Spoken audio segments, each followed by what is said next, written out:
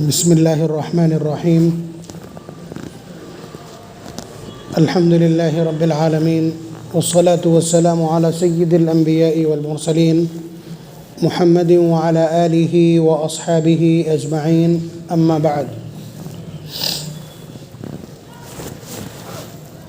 اعوذ باللہ من الشیطان الرجیم بسم اللہ الرحمن الرحیم وما خلقت الجن والإنس إلا ليعبدون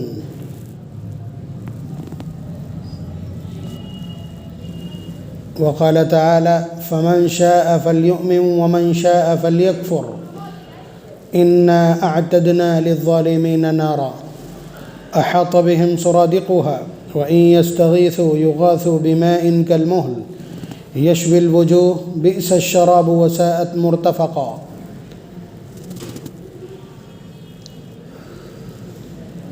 إن الذين آمنوا وعملوا الصالحات إنا لا نضيع أجر من أحسن عملا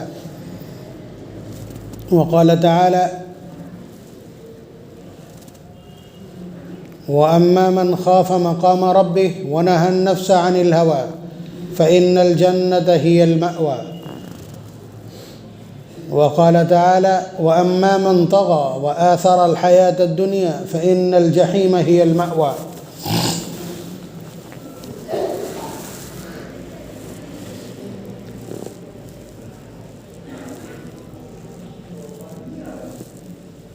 ہماری نئی نسل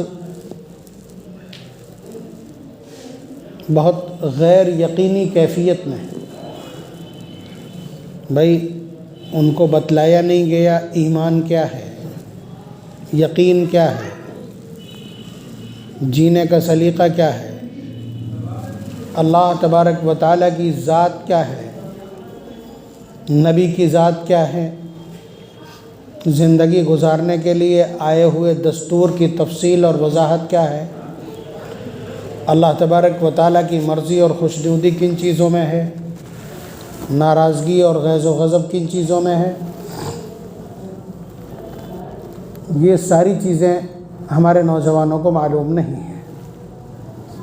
انہیں 4 سال کی عمر سے ماں باپ کو اتنی جلدی اتنا اتاولا پن ہے، اس وقت ہم دیکھ رہے ہیں اپنے بچوں کے جلدی منسٹر بننے کے لیے یا اپنے بچوں کو بہت اعلیٰ تعلیم دلانے اور بہت اونچے عہدے پر دیکھنے کے لیے کہ اس چکر میں 4 سال بھی مکمل نہیں ہونے دیتے، بچوں کے کندھوں کے اوپر وہ بستہ لاد دیتے، جبکہ زندگی کی اپنی تقسیم ہے، زندگی کے اپنے اسٹیجز ہیں، زندگی کی اپنی ایک شدبد ہے کہ کب کیا چیز بچپن کھیلنے کے لیے ہے، ناسمجھی کی باتیں کرنے کے لیے ہے، اس وقت میں اگر زبردستی آپ اس کے اوپر برڈن اور بوجھ ڈالیں گے تو ظاہر سی بات ہے بچپن بکھرے گا۔ اس کے بعد اس کے آگے جو عمر ہے وہ عمر بھی اپنے اندر ایک خصوصیت رکھتی ہے، ایک الگ جذبہ رکھتی ہے، اس پر دوسرے کام آپ بتلائیں گے تو پھر اس کا نقصان یہ ہو رہا ہے کہ 4 سال کی عمر سے بچے کو انگلش میڈیم میں داخل کرا دیا اور اپنے آپ خواب بننا شروع کر دیا، یعنی بچے کو صرف اسکول کے حوالے کر دیا، اسکول کا جتنا بھی مینجمنٹ ہے اس کی نگرانی کر رہے ہیں، خود اپنے طور پر اس بچے سے نہ کچھ کہنا، نہ بتلانا، نہ سکھلانا، نہ سمجھانا، بس اسکول کے حوالے کر دیا، اسکول جانے وہ اسکول کی انتظامیہ جانے۔ اب اس چکر میں چونکہ مہنگی فیس بھر رہے ہیں تو خواب بننا شروع کر دیے اپنے آپ کہ بچہ ہمارا اس لائق ہو جائے گا، اس لائق ہو جائے گا، اس لائق ہو جائے گا۔ بھائی اسکول اپنی ایک ڈیوٹی نبھا رہا ہے کہ بچہ پڑھ جائے، وہ پڑھا رہے ہیں لیکن تربیت نہیں کر سکتے ہو۔ تربیت کے لیے ماں باپ اور اساتذہ کا خود با اخلاق اور متدین ہونا، پاک باز ہونا ضروری۔ وہاں اساتذہ کی نگاہیں خود خراب ہیں، آئے دن اسکول کالجز میں اساتذہ کی طرف سے ہونے والی جو زیادتیاں ہیں، جو بد اخلاقی ہیں، ان کی شکایتیں آ رہی ہیں، تو ظاہر سی بات ہے وہ کچھ نہیں سکھلا سکتے۔ دقت کہاں ہو رہی ہے کہ بچے کو اسکول کے حوالے کر کے اور اپنے آپ بھی خواب بننا شروع کر دیے، بچے کے دماغ میں بھی خواب بٹھال دیے کہ بیٹا ہم تمہارے اوپر بہت خرچ کر رہے ہیں، ٹیوشن الگ سے لگی ہے، اسکول کی فیس الگ بھر رہے ہیں. تو بچہ، کچھ بچے تو ہیں کہ بہت زیادہ اس کی فکر اوڑھ لیتے ہیں تو وہ سائیکو ہو جاتے ہیں. کچھ بچے بالکل لاابالی ہو جاتے ہیں کہ یہ لوگ بھی کیا سوچ رہے ہیں، تو وہ ماں باپ کی باتوں پہ کان ہی نہیں دھرتے. تو اس سے نقصان یہ ہو رہا ہے کہ آپ نے اس بچے کو جو خواب بنے ہیں وہ خواب اپنی جگہ، لیکن باقی آپ نے اسے انسان بننے میں کوئی مدد نہیں کی. اس چکر میں کہ بچہ اسکول جاتا ہے، بچے کو ڈانٹا نہیں جاتا ہے، بچے کی ہر ضد پوری کی جاتی ہے. میں دیکھ رہا ہوں 3 سال کے بچے چلے آ رہے ہیں ماں باپ کہ یہ کسی کی بات نہیں مانتا، کسی پہ بھی ہاتھ چلا دیتا ہے، کسی پہ بھی کچھ کہہ دیتا ہے. اتنے بڑے بچے کے سامنے ماں باپ دونوں سرنڈر کیے ہوئے ہیں اور اس طرح کی شکایتیں کر رہے ہیں. وہ بچہ کتنا باغی ہو جائے. وہ تو ناسمجھ ہے، یہ سوچ لے گا میرے ماں باپ میرے سامنے شکست کھائے ہوئے ہیں، اس طرح تعویذوں کی دہائی دے رہے ہیں. اور بچے کے اندر اتنی تو فکر نہیں کہ میرے ماں باپ بہت پریشان ہیں میری وجہ سے، مجھے سدھر جانا چاہیے. بچپن ہے اس کا بھائی. تو شدید غصہ آتا ہے ایسی صورتحال دیکھ کر کے کہ ایک پیٹرن وہ ہے جسے نبی اکرم صلی اللہ علیہ وسلم نے سیٹ کیا ہے، ایک طریقہ وہ ہے جو نبی اکرم صلی اللہ علیہ وسلم نے تربیت کا بتلایا ہے، اور ایک ہم نے اپنے طور پر گڑھ لیا ہے. اس کی وجہ سے کوئی ایسا 100 میں سے 2 بچے تو ایسے ہوں جو 17 سال کی عمر تک پہنچنے کے بعد میں اپنے ٹریک پر ہوں جس پر ماں باپ چاہتے ہیں. ورنہ وہ بچے اپنے آپ سے ہی بے قابو ہیں، اپنے اوپر قابو نہیں رکھتے. ایسی چیزوں میں مبتلا ہو جاتے ہیں کہ انہیں خود اپنے اوپر کنٹرول نہیں ہوتا. ہم تو برابر ایک جملہ بولتے ہیں کہ بھائی 17 سال سے پہلے تمام بچے گائے کی طرح ہوتے ہیں، تمام بچے سیدھے ہوتے ہیں، انہیں کچھ پتہ نہیں ہوتا. 17 سال کے بعد بچہ کس ڈائریکشن پہ، کس سمت میں جا رہا ہے اور کیا سوچ اور نظریہ ہے اس کا، یہ بتلائے گا کہ ماں باپ نے کیا کیا اس کے ساتھ. یہ بتلائے گا کہ ماں باپ کے سنسکار کیا ہیں، ماں باپ کی تربیت کیا ہے، ماں باپ کی سوچ کیا ہے، ماں باپ نے اس اگلی نسل کو دیا کیا ہے. کہ ہم نے تو پڑھایا، ہم نے تو اسکول بھیجا، یہ شکایتیں مطلب دن بھر یہ دہائی میرے سامنے چلتی رہتی. اس لیے میں عرض کر رہا ہوں کہ ہم نے بہت کوشش کی، ہم نے تو بہت پڑھایا. کوشش کرنے سے کیا ہوتا ہے؟ نتائج پر بھی دھیان رکھیے. بے شک کبھی کبھی ایسا ہوتا ہے کہ مخلصانہ کوششوں کے باوجود بچے ہاتھ سے نکل جاتے ہیں، لیکن یہ 90% کی دہائی ہے جو میں آپ کی خدمت میں عرض کر رہا ہوں. وجہ ہمارے سامنے ہے کہ ہم نے اسکول کالجز کے حوالے بچے کو کر دیا ہے. اب بچہ جب میچیور ہو جاتا ہے تو اب جو کچھ وہ پڑھ کر کے آیا ہے پیچھے سے صرف اسی پہ دھیان ہے اس کا. اب وہ مسلمان نہیں ہے، مسلمان نہیں ہے، وہ خدا پر بھی یقین نہیں رکھتا ہے، وہ مذہب پر تو کچھ بھی یقین نہیں رکھتا ہے، وہ تھرو آؤٹ ملائیت کو اور مولویوں کو گالی بکتا ہے. اس لیے کہ اس نے جو کچھ پڑھا ہے وہ آزادی خیال ہے، لبرلزم ہے، ایتھزم ہے کہ بھائی ہر آدمی اپنے آپ میں آزاد ہے، جو چاہے کہے بولے، جو چاہے کھائے پیے، جو چاہے کرے، فری ول ہے. اور یہ سب بیکار کی باتیں ہیں. بھائی یہی وہاں سکھایا جاتا ہے، یہ پچھلے 250 سال سے یہی مہم ہے. اور اس وقت جو کچھ آپ کو دکھائی پڑ رہا ہے کہ لکھ کر کے، آج ہی میں پڑھ رہا تھا فیس بک کے اوپر کہ مسلمانوں سے سب پریشان ہیں، پوری دنیا پریشان ہے، عیسائی بھی پریشان ہے، یہودی بھی پریشان ہے، سناتنی بھی پریشان ہے، خود مسلمان بھی مسلمان سے پریشان ہے. اس طرح کی پوسٹیں ڈالتے ہیں. اب اس طرح کی پوسٹیں ڈالنے کے بعد میں یہ جو نوجوان نسل ہے جس کے پاس کچھ بھی نہیں، اسلام کی خوبی کیا ہے، مذہب کی خوبی کیا ہے، خصوصیت کیا ہے اس کی، اس سلسلے میں چونکہ جانکاری 0 درجے کی بھی نہیں ہے. 4 سال کے اٹھ کر کے چلے گئے تھے اسکول کالج میں، اس لیے تو اب یہ بچے بہت تیزی کے ساتھ اس طرح کے دعووں میں پھنس جاتے ہیں اور اس سے متاثر ہو جاتے ہیں. بات سمجھ رہے ہیں آپ؟ انہیں کچھ معلوم نہ ہونے کی وجہ سے ایسی صورتحال پیش آتی ہے.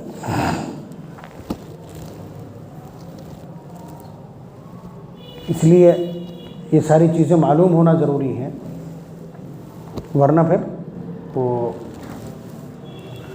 لبرلزم کی بات کرتے ہیں اور لبرلزم ہی کو برپا کیا گیا ہے. وجہ یہی ہے کہ سب نے اپنے اپنے مذہب کی حدود توڑ دی.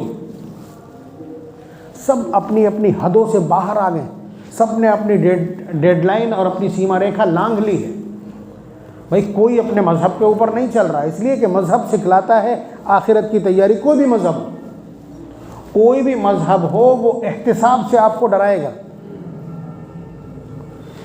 بھائی آپ ان کی بات کر لیجئے جو یہاں موجود ہیں، ان کا ذرا آپ جو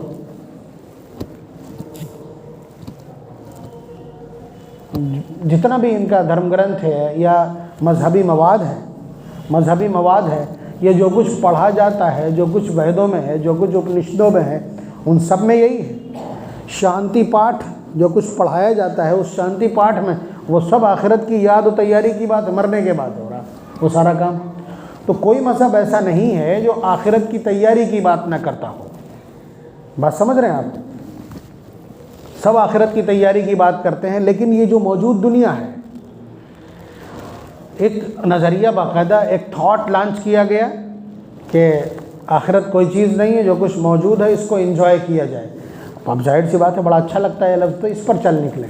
بہرحال یہ میں نے صرف تعارف کے لیے آپ کو بتلا دیا کہ یہ ایک ہوا ہے باقاعدہ، اور مسلمانوں کے خلاف چاروں طرف سے جو یلغار ہے نظریات کی، وہ یہی ہے کہ یہ نہیں ہٹ رہے ہیں یہ اپنی رائے تبدیل نہیں کر رہے ہیں، یہ اپنی حدوں کو نہیں بدل رہے ہیں، یہ اپنی سمت و ڈائریکشن چینج نہیں کر رہے ہیں۔ باقاعدہ کہہ دیتے ہیں کہ سارے دھرموں نے اپنا ایڈجسٹمنٹ کر لیا ہے، آپ لوگوں میں کیا دقت ہے؟ آپ لوگوں کو کیا دقت ہے؟ ارے جو ایڈجسٹمنٹ کر لے وہ مذہب کا ہے گا، وہ دین کا ہے گا۔ دین انبیاء علیہ السلام لے کے آتے ہیں، اللہ تبارک و تعالیٰ بھیجتے ہیں۔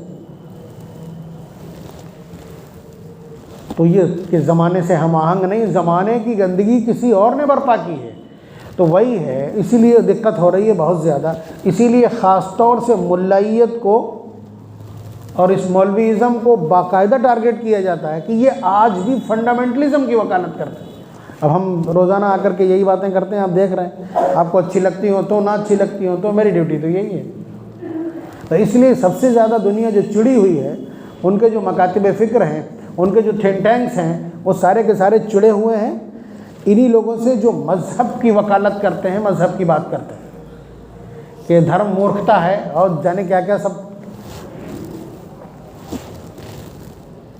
لیکن آپ کی خدمت میں ریمائنڈر لگا دوں کہ قرآن کریم کا دو ٹوک نظریہ ہے۔ ہم نے قرآن کریم کو چھوڑا ہے، اگر بچوں کو تھوڑا سا قرآن کریم سے مانوس کیا ہوتا، قرآن کریم کی بنیادی تعلیمات کا کوئی سلیبس شروع میں پڑھا دیا ہوتا، کچھ نہیں تو اردو اچھی سے پڑھا کر کے اور ان سے کہہ دیا ہوتا کہ مطالعہ کرتے رہو، تب بھی باقی چیزوں کو بچے کور کر لیتے، گمراہی کو کور کر لیتے۔ لیکن نہیں، چھوت ہے، اردو اور قرآن تو بالکل چھوت ہو گیا۔ کوئی ایک نہیں جو قرآن اس طرح پڑھ دے کہ دوسرے آدمی کو اچھا لگے۔ جلدی جلدی 5 سال کا بچہ ہے، جلدی جلدی کسی الٹے سیدھے کو بلا کر کے اور اسے بس ایک سرٹیفکیٹ دلوا دیا کہ قرآن پڑھا ہے بچہ۔ اس فتح گڑھ کا کوئی بچہ قرآن سامنے ایک آیت نہیں پڑھ سکتا۔ قرآن پڑھنے کا جو اصل طریقہ ہے، تجوید کے ساتھ قرآن کریم پڑھنے کا جو طریقہ ہے، جو اس کا اپنا ردم ہے، نبی اکرم صلی اللہ علیہ وسلم کی جو ہدایات ہیں اور اس کا جو گرامر ہے، اس کے مطابق کوئی ایک بچہ آپ نہیں لا سکتے جس نے ٹیوشن سے یا پڑھ کر کے قرآن کریم اس قابل کر لیا ہو کہ اس کو لوگ سنیں تو مست ہو جائیں۔ آپ کہیں گے بڑی بات ہے، جی بڑی، اتنی ہی بڑی بات ہے، یہ جو پڑھ لیتا ہو بتا دیجیے گا۔ ہر حرف کا اپنا مخرج ہے، کہاں سے نکلے گا اس مخرج کا معلوم ہونا ضروری ہے۔ اس مخرج کا کسی دن ہم صرف تجوید کے اوپر ہی آپ کو جس وقت پوری تفصیل بتلائیں گے تو آپ کو خود اندازہ ہو جائے گا کہ جو کچھ میں کہہ رہا ہوں وہی صحیح ہے۔ بھائی آپ دیکھیں نا، آپ کا امام قرآن کریم جس طرح پڑھتا ہے، وہ قرآن کریم پڑھنے کا اصل طریقہ ہے کہ کہاں پر آواز کو ناک میں زبان لگا کے چھپایا جائے گا، کہاں پہ ناک میں آواز کو چھپایا جائے گا زبان ہٹا کے۔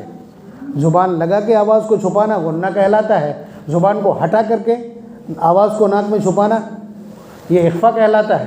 کتنے حروف نون ساکن کے بعد آئیں گے تو اخفا ہوگا، کتنے حروف نون ساکن کے بعد آئیں گے تو غنہ ہوگا، اور کتنے حروف نون ساکن کے بعد آئیں گے تو اظہار ہوگا۔ یہ ایک اصول کی ایک چھوٹی سی جزئی آپ کی خدمت میں بات کر رہا ہوں اور ایک دم آپ کے دماغ کے اوپر سے نکل گئی ہوگی۔ تو بہرحال کہنے کا حاصل یہ ہے کہ قرآن کریم سے دور ہونے کی وجہ سے ہم کو اسلام کی بنیاد کا علم نہیں ہو سکا۔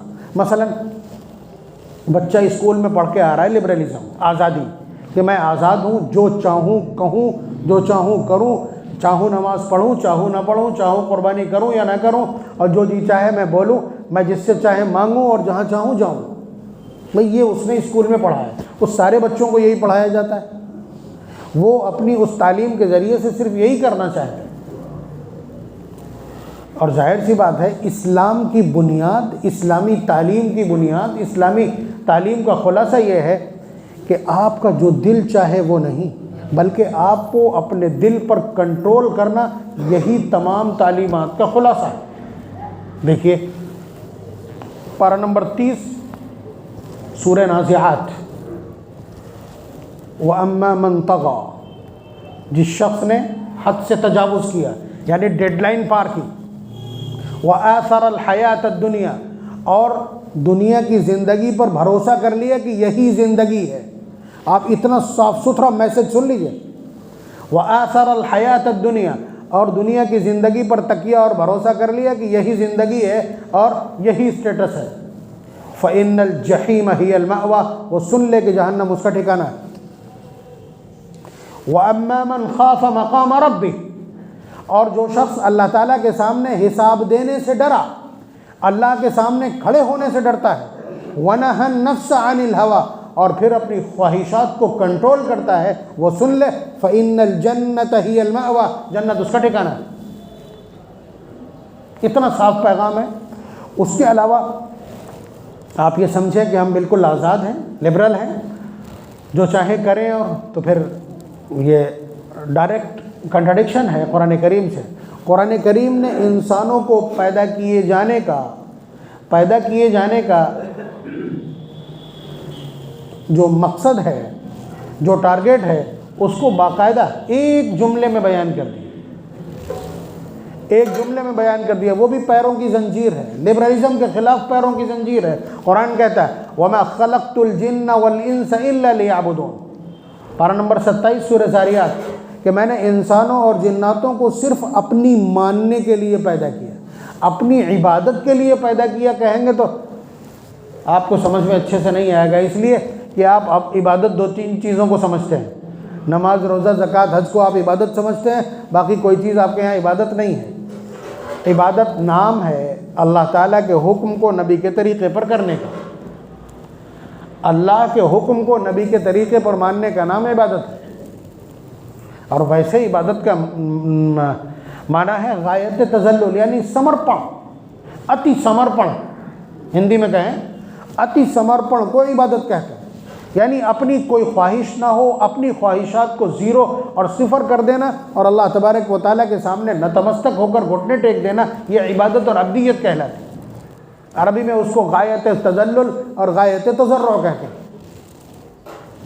یعنی اپنے آپ کو نتھنگ کر دینا اللہ تعالیٰ کے سامنے، ہیوملٹی کو،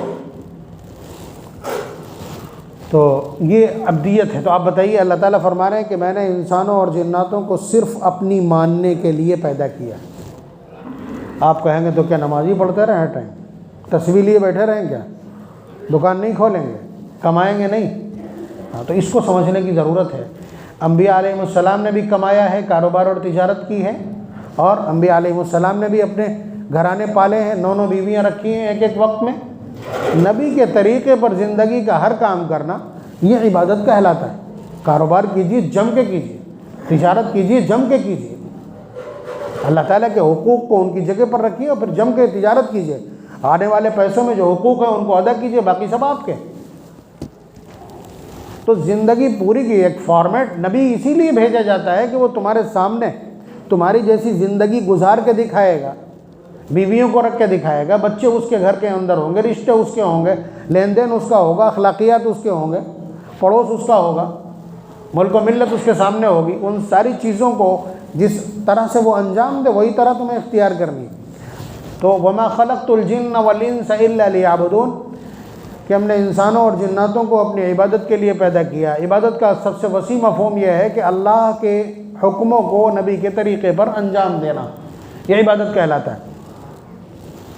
ٹھیک ہے، اب یہ پابندی ہے، یہ پابندی ہے، لیکن پابندی کے نام پر باقاعدہ دکھنے والی زنجیریں تو نہیں ڈالی گئیں بھائی، ایسا کوئی چشمہ نہیں لگایا گیا کہ جو چیزیں حرام کی گئی ہیں ان کی طرف وہ دکھائی نہیں پڑیں گی تمہیں۔ اگر ایسا ہو تو پھر آزمائش کاہے کی ہے؟ تو آزادی ہمارے پاس سب کچھ ہے، ہم چاہیں گھور بدتمیزی کرنے لگیں، ہم چاہیں تو اللہ تبارک و تعالیٰ کے وجود کا انکار کر دیں، ہم چاہیں تو نرے کفر میں مبتلا ہو جائیں، سب کچھ اپنی جگہ، لیکن یہ یاد رکھیں کہ حساب دینا ہے، یہ یاد رکھیں کہ ہمیں زندگی گزارنے کا ایک سلیقہ اور طریقہ دیا گیا ہے، یہ یاد رکھیں کہ ہمارے سامنے فنڈامنٹل موجود ہے، یہ یاد رکھیں کہ ہمارے سامنے آئین اور قانون، کانسٹیٹیوشن اور کوڈ آف کنڈکٹر موجود ہے، ہم نے اپنی زندگی اس کے مطابق گزارنی، اور اگر ایسا نہیں ہوتا ہے تو اللہ تبارک و تعالیٰ کا کھلا اعلان پارہ نمبر 15 سورہ کہف میں، فَمَنْ شَاءَ فَلْيُؤْمِنْ وَمَنْ شَاءَ فَلْيَكْفُرْ، جس کا جی چاہے میرے اس پورے سسٹم کے سامنے سمرپن کر دے، اور جس کا جی چاہے باغی ہو جائے، نتیجہ اس کے لیے تیار ہے۔ اِنَّا أَعْتَدْنَا لِلظَّالِمِينَ نَارًا، ہم نے ایسے نافرمانوں کے لیے جہنم تیار کر رکھی ہے۔ اب جب تک جہنم کے، جنت کے، حساب کے، عذاب کے تصور کو فنش نہیں کیا جاتا تب تک آپ کو بدتمیزی میں مبتلا نہیں کیا جا سکتا ہے۔ تو اس لیے جو چیز انویزیبل ہے، دکھ نہیں رہی ہے، اس کو یورپین فلسفے نے پوری طرح سے ہٹا دیا کہ تم نے دیکھا ہے کیا؟ آخرت کو تم نے دیکھا ہے؟ یہ تو بلا وجہ مذہبوں کی باتیں ہیں، مذہب یہاں بنا لیے گئے ہیں، قرآن یہاں گڑھ لیا گیا ہے۔ تو یہ تو کفار مکہ نے بہت پہلے کہا تھا، قرآن کریم نے سب کا ایک ایک کر کے جواب دیا تھا۔